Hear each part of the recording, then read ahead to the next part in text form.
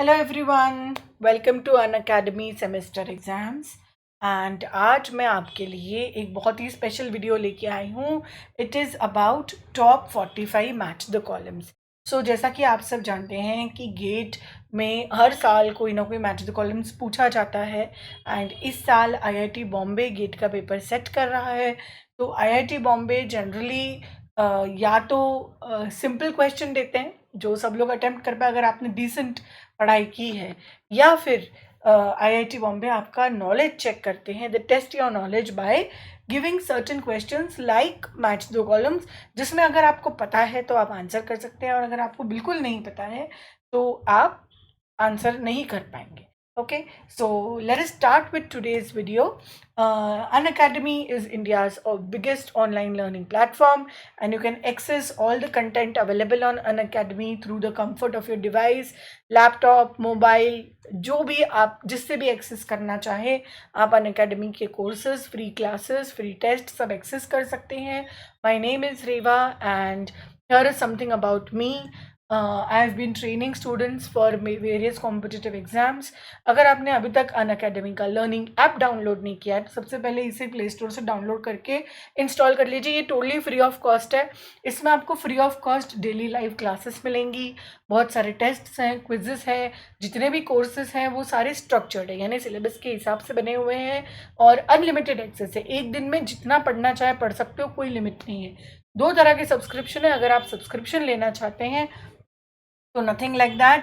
इसमें 2 तरह की सब्सक्रिप्शन है। पहला हमारा जो सब्सक्रिप्शन है that is the iconic subscription, जिसमें आपको एक पर्सनल कोच मिलेगा। जी हाँ, आपको एक पर्सनल कोच मिलेगा and that coach is going to help you take your preparation to the next level.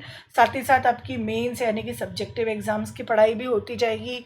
आपको एक स्टडी ट्रैकर भी मिलेगा और आपको प्लस सब्सक्रिप्शन के सारे बेनिफिट्स मिलेंगे। ओके, तो प्लस सब्सक्रिप्शन के क्या बेनिफिट्स हैं? आपको मिलेंगे daily live classes, again you will get live tests and quizzes, जिससे आपकी प्रिपरेशन कैसी चल रही है ये आप जज कर पाएंगे। स्ट्रक्चर्ड कोर्सेज होंगे तो सिलेबस के हिसाब से आपकी पढ़ाई होगी and again you have unlimited access. India के टॉप एजुकेटर्स आपको पढ़ाएंगे एंड उनकी क्लासेस आप जब भी चाहें और जहाँ भी बैठ के सुनना चाहें सुन सकते हैं। बहुत सारे वैरायटी ऑफ एजुकेटर्स हैं, बहुत सारे वैरायटी ऑफ कोर्सेज हैं। ज़रूरी नहीं है आप आपकी ब्रांच का पढ़ें, आप जो पढ़ना चाहें, जो सब्जेक्ट पढ़ना चाहें, जिस भी एग्ज़ाम के लिए आप एम कर रहे हैं आप वो सब्जेक्ट पढ़ सकते हैं। ओके, 2 तरह की सब्सक्रिप्शन है, प्लस और आइकॉनिक। प्लस सब्सक्रिप्शन के ये रेट्स हैं। मैं आपको सजेस्ट करूंगी कि 12 से 24 महीने का ही पैकेज लें, उससे कम का पैकेज लेना आपके लिए फ़ायदेमंद नहीं रहेगा। और अगर किसी एग्ज़ाम की तैयारी करनी है तो कम से कम इतना टाइम आपको देना पड़ेगा। अगर आप इनमें डिस्काउंट चाहते हैं, यहाँ पर राइट साइड में जो है वो डिस्काउंटेड रेट्स हैं, तो you can use my referral code रेवा10। यहाँ आप डाल दीजिए मेरा रेफरल कोड REWA10। जब भी आप ये रेफरल कोड डालेंगे तो आपको इंस्टेंट 10% डिस्काउंट मिलेगा। यहाँ आप देख सकते हैं डिस्काउंटेड अमाउंट्स लिखी हुई हैं। तो गाइज पूरे पूरे साल का सिर्फ 27-28 हज़ार इज़ क्वाइट अफोर्डेबल बाकी कोचिंग्स के कंपैरिजन में। देखिए आप, एंड आइकॉनिक सब्सक्रिप्शन 2 पैकेजेस हैं इसमें, 12 मंथ्स एंड 24 मंथ्स। ऑब्वियसली यार, अगर आपको किसी कोच के साथ पढ़ना है तो आपको टाइम तो देना पड़ेगा, कोच को भी टाइम लगेगा आपको ग्रूम करने में। सो एक साल तो मिनिमम आप मान के चलिए आपको लगेगा ही।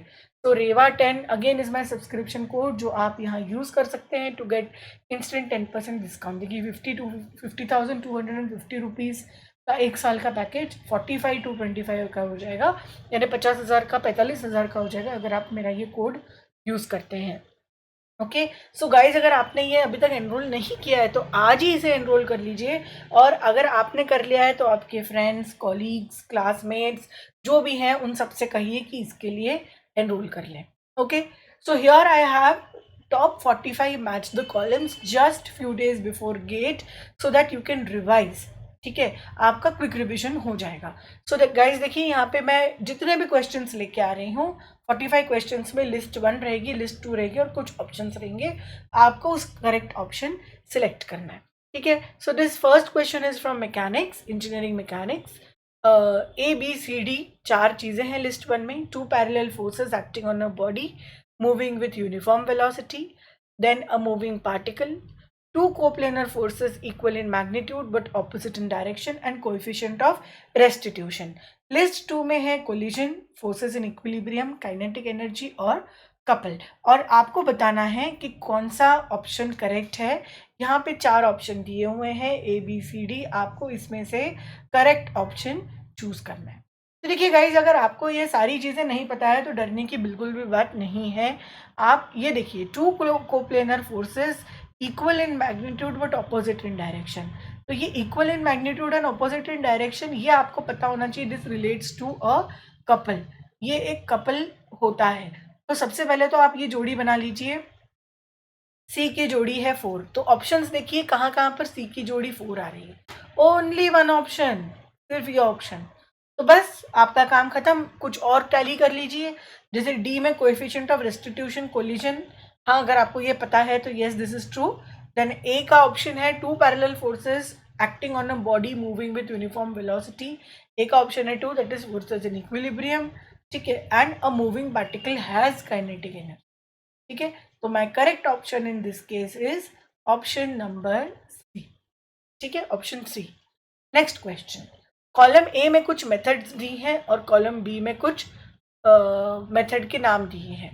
ठीक है, सॉरी, जो चीज़ें निकालते हैं वो दिए. तो आप देखिए कुछ डिफरेंट टाइप का है. लिस्ट 2 में सिर्फ 2 चीज़ें हैं, स्टिफनेस और फोर्स मेथड. लिस्ट 1 में है column analogy method, Kani's rotation contribution method, Castigliano's theorem of minimum strain energy and moment distribution method. और आपको यहाँ मैच करना है. तो गाइज, ये थ्योरी ऑफ स्ट्रक्चर या स्ट्रक्चर एनालिसिस इसका पार्ट है. अगर ये आपको पता है तो ही आप इसे आंसर कर सकते हैं. तो अगर आप देखिए column analogy method, column analogy method जो है ये एक फोर्स मेथड होती है. इसमें क्या होता है आपको थोड़ा सा बता भी देती हूँ कि बेसिकली एनालॉगस कॉलम बनाया जाता है और उसका टोटल एरिया कैलकुलेट किया जाता है. ठीक है. तो ये फोर्स मेथड पे काम करती है. और बाकी ये जो कानीज रोटेशन मेथड है, this works on stiffness. Castigliano's theorem भी एक फोर्स मेथड है of minimum strain energy. And moment distribution method is again working on stiffness. आपने देखा होगा मोमेंट डिस्ट्रीब्यूशन में से निकालते हैं स्टिफनेस की वैल्यूज. लेंथ दी होती है, ई आई दिया होता है, उसके हिसाब से स्टिफनेस निकालते हैं. अगर आपने मोमेंट डिस्ट्रीब्यूशन पढ़ी है तो आपको ये आता होगा. तो यहाँ से आप देख लीजिए डी का ऑप्शन 1 और ए का ऑप्शन 2. तो ऐसा मेरे पास सिर्फ एक ही ऑप्शन है, option A. That is why the correct answer here is option A. Then for the given beam you have to match the following. यहाँ पर मुझे एक कैंटिलीवर बीम दी हुई है और मुझे ये सब निकालना है. Moment at point B, slope at A, reaction at A and stiffness of A B. ठीक है. तो अगर आपको ये आता है तो आप बड़े आसानी से इसे निकाल सकते हैं. And let me tell you guys, यहाँ पर moment at B is going to be 1.5 m, where m is equal to WL square by 12. So it is basically 1.5 WL square by 12. Okay. And reaction at A is going to be 3 WL by 8. ठीक है. अगर UDL आपने पढ़ा है तो आपको ये पता होगा. Stiffness of AB is going to be 4 EI by L. Okay, 4 EI by L. And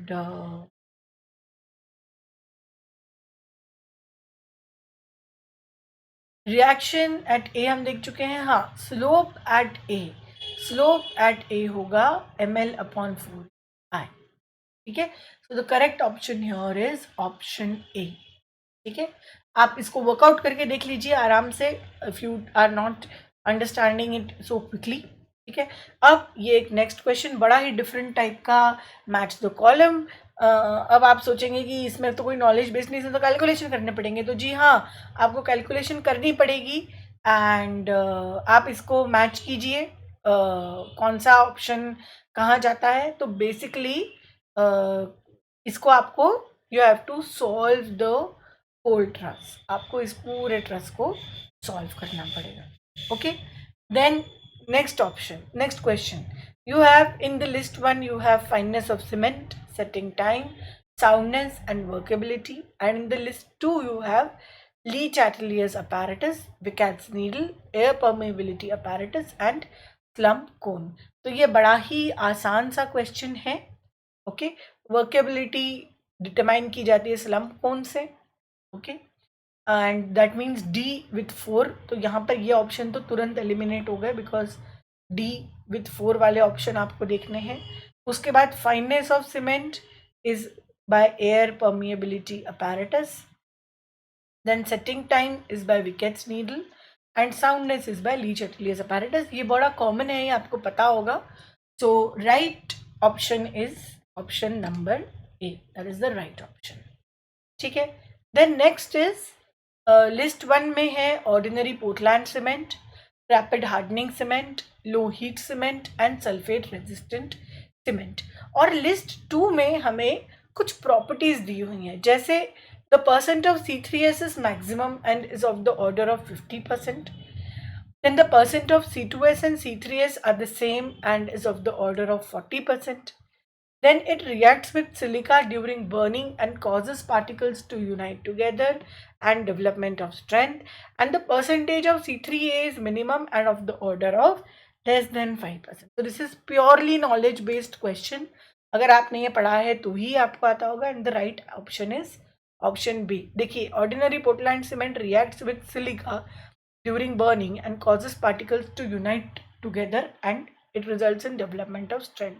then in rapid hardening cement the percentage of C3S is maximum. ठीक है, तभी ये फटाफट हार्डनिंग होती है इसमें. एंड लो हीट सीमेंट में option 4 percentage of C3A is minimum, है ना, 5% से भी कम. एंड सल्फेट रेजिस्टेंट सीमेंट में percentage of C2S and C3S are the same. ठीक है. Then next, water reducing admixture, air entraining agent, super plasticiser and accelerator. Option list 2 में बहुत सारे ऑप्शन दिए हैं.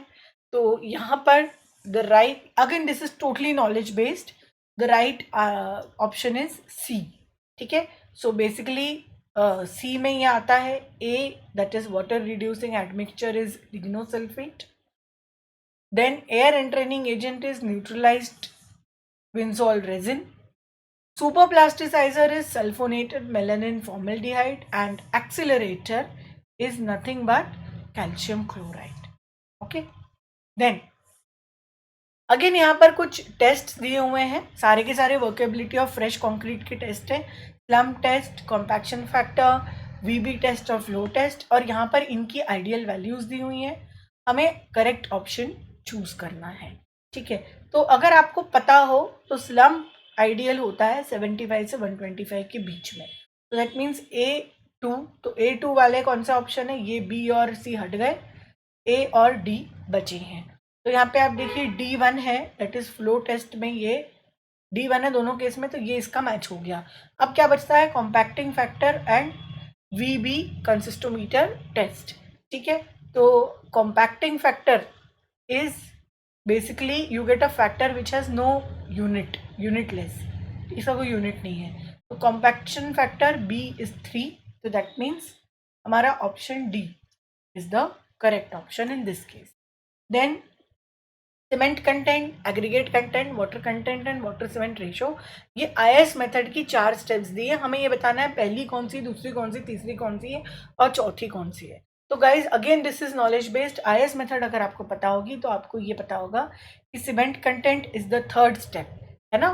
सबसे पहली स्टेप कौन सी है, वाटर सीमेंट रेशो निकाला जाता है. अगर आपने कॉन्क्रीट मिक्स डिजाइन थोड़ा बहुत भी पढ़ा है, ठीक है. और उसके बाद नेक्स्ट आपको aggregate content is the last step. ठीक है.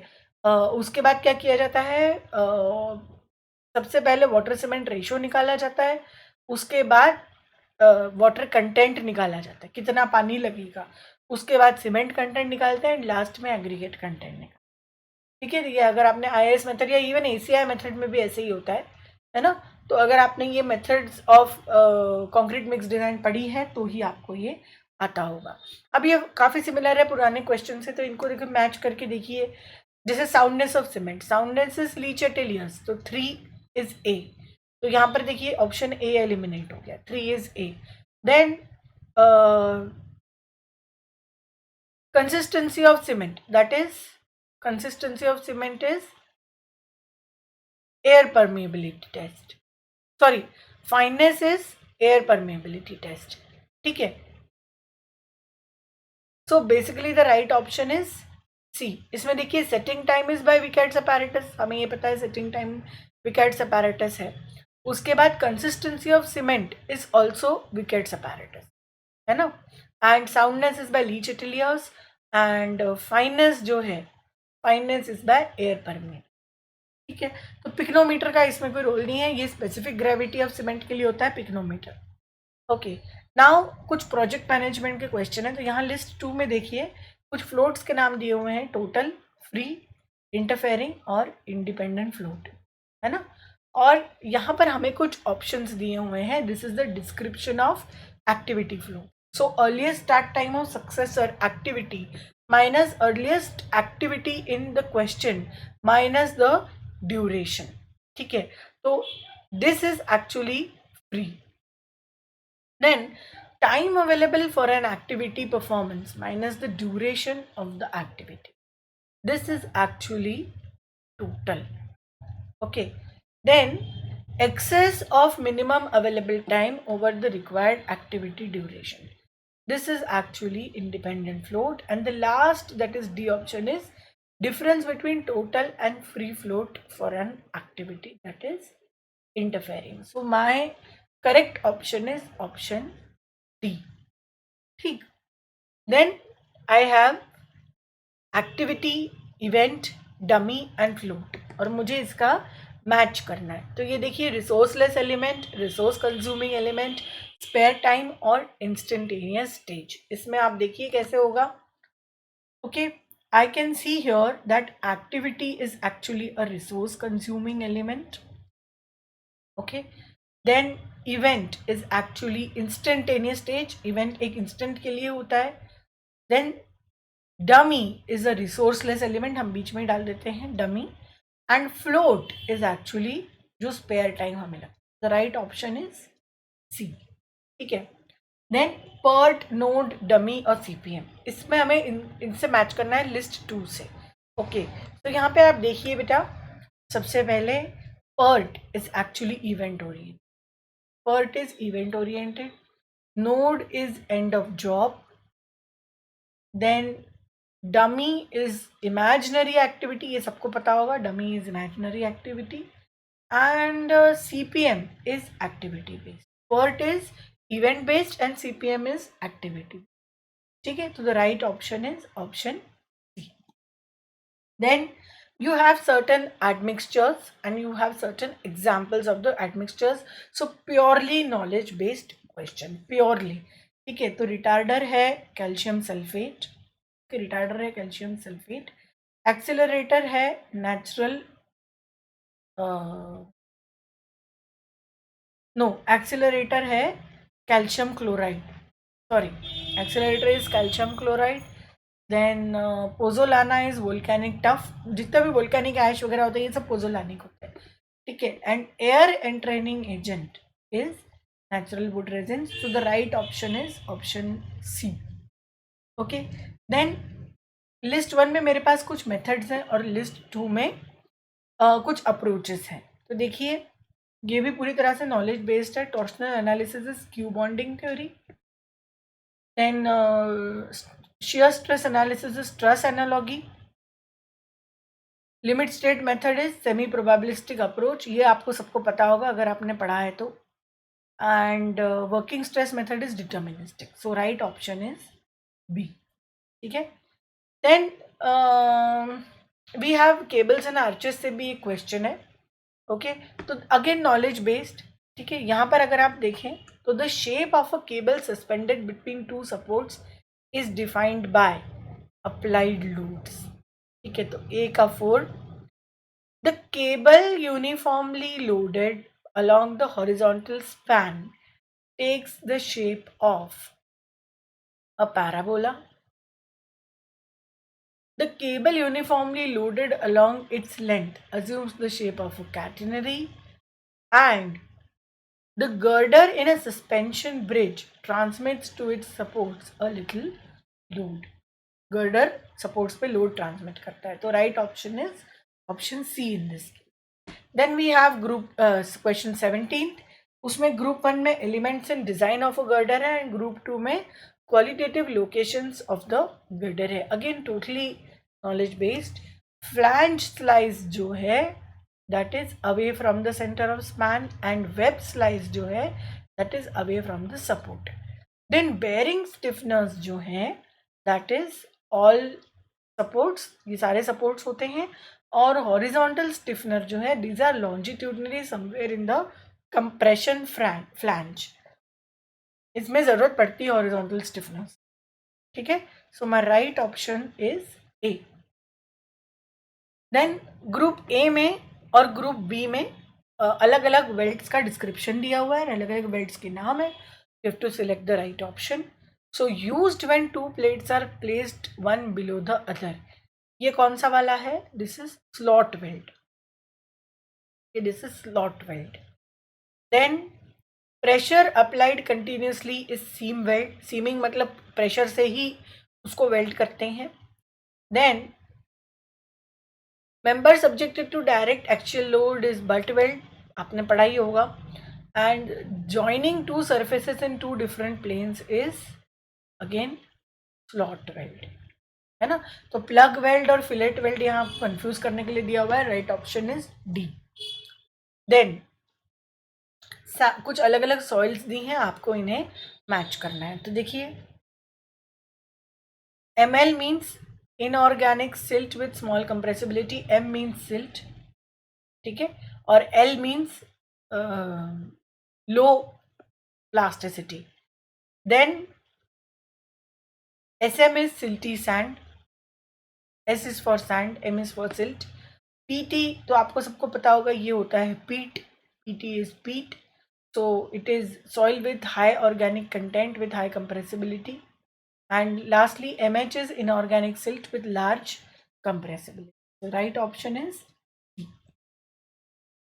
Then list 1 में coefficient of compressibility and compression index, time factor and coefficient of volume compressibility। तो ये आप देखिए, आपको इसमें मैच करना है। तो coefficient of volume compressibility is MV, that is D is 1। then coefficient of compressibility is AV, है ना। compression index is soil with high organic content with high compressibility and time factor is this, so my right option is D। then base failure, phase failure, toe failure, ठीक है। तो base failure क्या होता है? Soil above the toe is comparatively stronger, तब base failure होता है। Then face failure कब होता है? When soil above the toe is comparatively weaker. And toe failure होता है when soils above and below the toe have the same strength. तो right option is D. Okay, फिर यहाँ पे लोड और सेटलमेंट के कुछ कर्व्स दिए हुए हैं, कर्व जे के एल, और आपको इसको ग्रुप 2 से मैच करना है। तो देखिए जो कर्व जे है दैट इज फुटिंग के आसपास कोई हीविंग नहीं हुई है सॉइल की, तो कर्व जे इज 1, तो पी इज 1, तो P1, यानी कि ये ऑप्शन एलिमिनेट हो गए। देन कर्व के क्या है? Well defined slip surface extends to ground surface and L is actually Rankine's passive zone develops imperfectly, है ना। तो यहाँ पर राइट ऑप्शन इज ए, है ना। यहाँ पर लोड है, यहाँ सेटलमेंट है। देन इस तरह से मुझे रेट ऑफ शेयर स्ट्रेस के दिए हुए, ये PYQ भी है, आ भी चुका है काफ़ी बार, totally knowledge based question. So right option is C. देखिए न्यूटोनियन फ्लूइड ये वाला है, this is my Newtonian fluid जो बिल्कुल 45 डिग्री पे प्रॉपर चल रहा है ना, बड़ा अच्छा फ्लूइड है। देन सूडो प्लास्टिक इसके ऊपर वाला, ठीक है, सूडो प्लास्टिक इज कर्व 4, ये सूडो प्लास्टिक। फिर प्लास्टिक फ्लूइड इज कर्व 5, ये plastic fluid. And dilatant fluid is curve 3, that is this is the dilatant fluid, ठीक है। तो ये मेरा राइट ऑप्शन है। देन अगेन इक्विलिब्रियम की बात आ गई है यहाँ पे, सबमर्ज्ड बॉडीज और फ्लोटिंग बॉडीज और इस तरह से metacentre and centre of gravity. So right option is B. ठीक है. m below g, m below g is unstable equilibrium, so m above g is stable equilibrium. Then when m and g coincide, then it is neutral equilibrium, and b below g is for a floating body. ठीक है. Now एक rectangular open channel के लिए अगर YE उसकी flow depth है, according to hydraulically efficient section, उसका top width, perimeter, hydraulic radius और हाइड्रोलिक डेप्थ क्या होगा? तो ओपन चैनल फ्लो का स्ट्रेट अवे क्वेश्चन है. Right option is C. क्यों? क्योंकि टॉप विड्थ उसकी होनी चाहिए 2YE, पेरीमीटर उसका होना चाहिए 4YE, हाइड्रोलिक रेडियस उसका होना चाहिए YE. अगर YE उसकी डेप्थ है तो हाइड्रोलिक रेडियस YE होना चाहिए, एंड हाइड्रोलिक डेप्थ उसकी होनी चाहिए YE/2. ठीक है. अब यहाँ पर देखिए, rainfall intensity, rainfall excess, rainfall average और मास कर्व, इन्हें हमें मैच करना है. तो rainfall intensity is hyetograph. Hyetograph को रेनफॉल इंटेंसिटी प्लॉट करते हैं इसमें. Then rainfall excess is cumulative excess rainfall, and rainfall average is direct runoff hydrograph, and rainfall average is isohyets. Isohyets is average rainfall, and mass curve is cumulative excess rainfall. So the right option is option B. Okay. Then इससे किस चीज़ से क्या क्या major होता है, इसका ये again knowledge based question आ गया. तो एनीमोमीटर से wind speed, then rain simulator से इन्फिल्ट्रेशन, देन लाइसीमीटर से इवेपोट्रांसपिरेशन, एंड हाइग्रोमीटर से humidity. So right option is C. Then rising limb of hydrograph, ये किस पे डिपेंड करता है? It is function of catchment slope. ठीक है. Then falling limb of hydrograph is function of storage characteristic. Peak rate of flow depends on the intensity of rainfall, and drainage density is function of total channel length. So this is right option is A. Again specific yield से field specific capacity, field capacity, ये सब बड़े ही common चीज़ें हैं जो आपको irrigation में पता होनी चाहिए.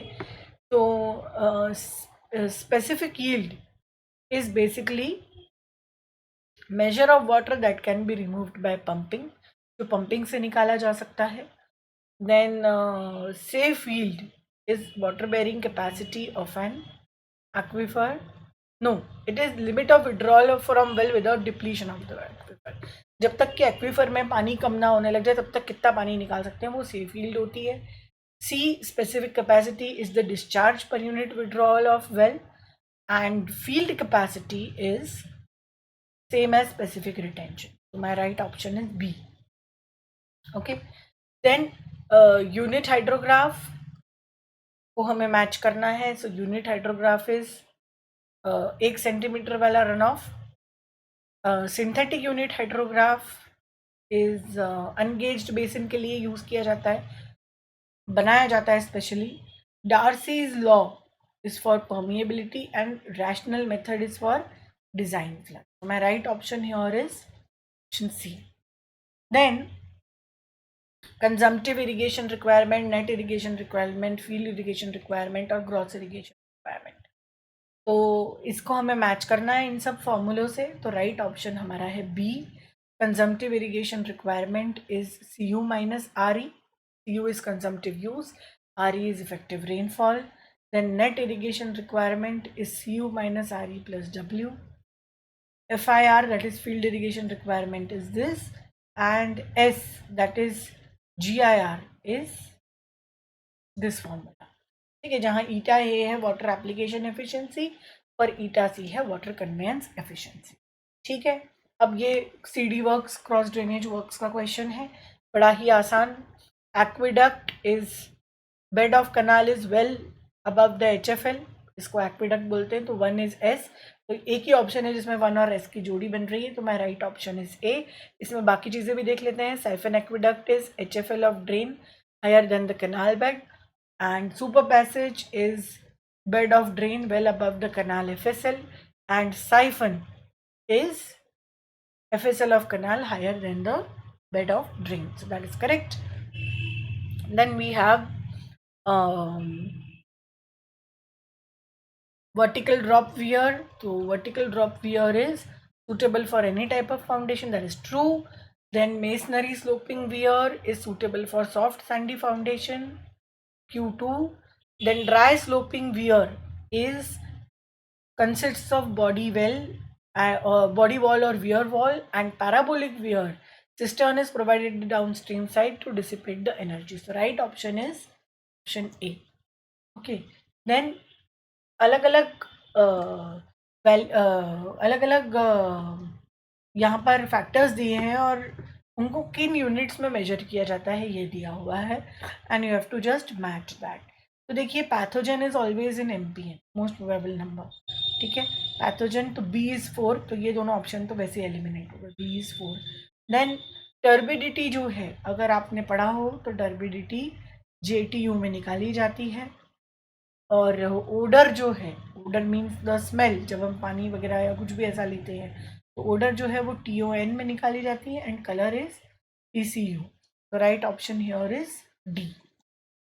ओके. देन अगेन इस तरह का एक PYQ आ चुका है. यहाँ पर राइट ऑप्शन इज A. ये भी नॉलेज बेस्ड है. Release valve is remove air from the pipeline, release करने के लिए होता है. देन चेक वाल्व मतलब कुछ चेक करने के लिए होगा, तो it is checking the water flow of water into single direction. Then C is stopping the flow of water in the pipeline, and D, that is pilot valve, is reduce high inlet pressure to lower outlet pressure. ठीक है. Again ये कुछ units दी हैं, जैसे rapid mixing unit, flocculator, propeller mixing unit और sedimentation tank. तो इनके टाइम्स दिए हुए हैं. तो right answer is A, because rapid mixing unit is 30 seconds, rapid होती है. ठीक है, rapid mixing unit 30 seconds. Flocculator जो है वो आधा घंटा चलता है. प्रोपेलर मिक्सिंग यूनिट जो है ये 10 सेकेंड चलता है. एंड सेडिमेंटेशन टैंक जो है ये 1.5 घंटा चलता है. So right option is A. Then we have different treatment units and we have the type of process. तो यहाँ देखिए ट्रिकलिंग फिल्टर जो है that is suspended growth. Then activated sludge is attached growth. Oxidation ditch is extended aeration, and oxidation pond is symbiotic. So right option here is A. Okay. Then list 1 में मुझे दिया है grid chamber. Grid chamber match करता है Stokes law से. Grid chamber में Stokes law लगता है, दैट इज टर्मिनल वेलोसिटी, एक फॉलिंग पार्टिकल का जो टर्मिनल वेलोसिटी अचीव कर लेता है उसके लिए स्टोक्स का लॉ है. बहुत ज़्यादा यूज होता है ये. देन सेकेंडरी सेटलिंग टैंक में जोन सेटलिंग होती है. देन एक्टिवेटेड स्लज प्रोसेस में एरोबिक प्रोसेस होता है, और ट्रिकलिंग फिल्टर में कॉन्टैक्ट स्टेबलाइजेशन होता है. Right option is option B. Then I have list 1 and list 2. ये एयर पोल्यूशन का क्वेश्चन है, तो इसके आने के चांसेस हैं. इस साल से आया है ये. तो देखिए CO is acute toxicity. CO2 that is carbon dioxide is green house effect. ये सबको पता होगा बचपन से. तो B का 2 वाले जोड़ी, तो एक ही ऑप्शन है B का 2 वाली जोड़ी, सॉरी B का 1 वाली जोड़ी. तो 2 ऑप्शन है, तो A और B तो हमारा कट हो गया ऑलरेडी, है ना. और A का 3 के साथ जोड़ी बन चुका है, तो ये आंसर हमारा होना चाहिए. बाकी के भी ऑप्शन देख लेते हैं. SO2 is ozone liberation eight ground level, and NOx, तो ये सबको पता होगा कि ये एसिड रेन होगी, ये सबको पता होगा. So option C is my right option. Then type of test may I have penetration test, Marshall test, ring and ball test and Benkelman beam test. तो आप देखिए right option here is B. क्यों कि आप देखिए penetration test जो है ये gradation of asphalts का होता है. Then Marshall test is for bitumen, ring and ball test is for softening point, and Benkelman beam test is for overlay design. So my right option is option B. Then यहाँ पे कुछ shapes बने हुए हैं और मुझे इन्हें match करना है. Diamond, rotary, partial clover leave और फुल क्लोवर. तो देखिए सबसे पहले डायमंड, तो ये वाला शेप है. 1 इज A, तो ये वाले ऑप्शंस अपने आप एलिमिनेट हो जाते हैं. 1 is A.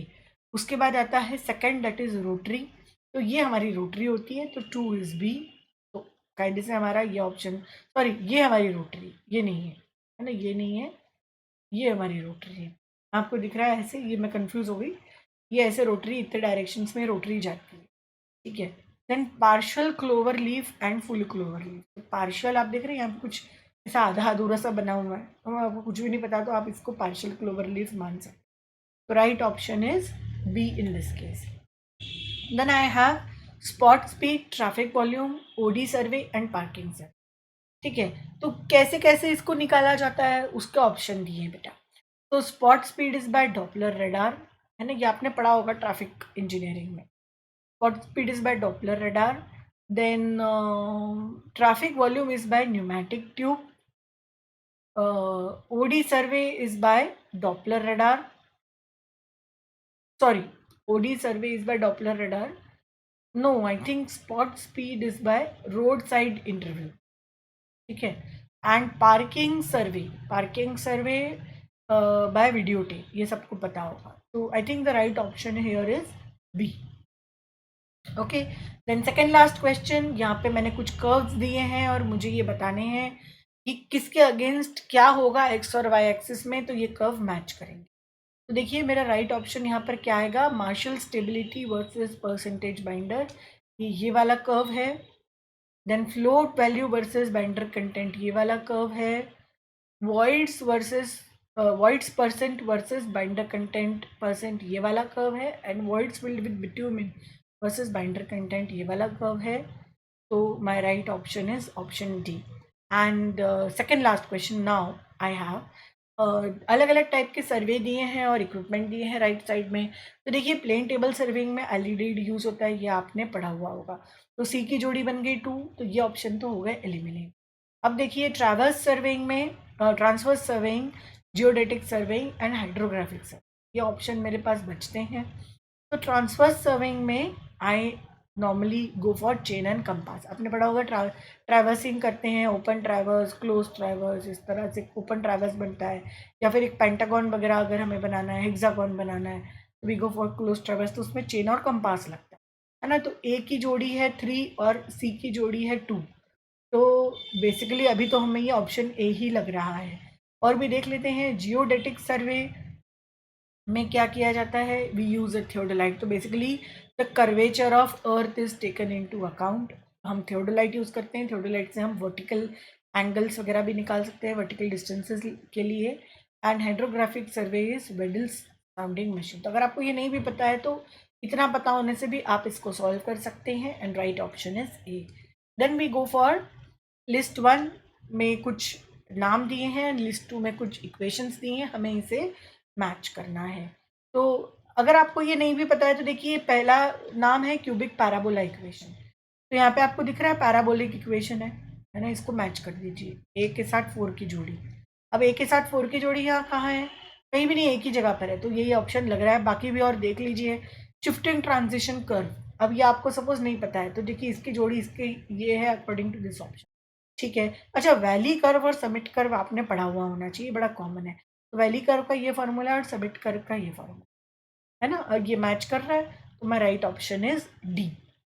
Okay, so guys, that was 45 exclusive match the columns for all of you. Hope you enjoyed this session. Hope आपको काफ़ी कम टाइम में बहुत सारे match the columns पढ़ने को मिल गए. So guys, if you like this video, इसको like कीजिए, इसमें comments कीजिए, इस चैनल को सब्सक्राइब कीजिए. Use my referral code REBA10. अगर आपने अभी तक अनअकैडमी का फ्री लर्निंग ऐप डाउनलोड नहीं किया है तो उसे आज ही डाउनलोड कर लीजिए. मेरा रेफरल कोड यूज़ करके उसे अनलॉक कीजिए. फर्स्ट टाइम वो आपसे रेफरल कोड मांगेगा, that time you can use my code and hit the bell icon to get notification for the latest upcoming videos. And please guys join our telegram group for the latest updates on our upcoming videos. Okay, thank you so much all of you. God bless you. Thank you.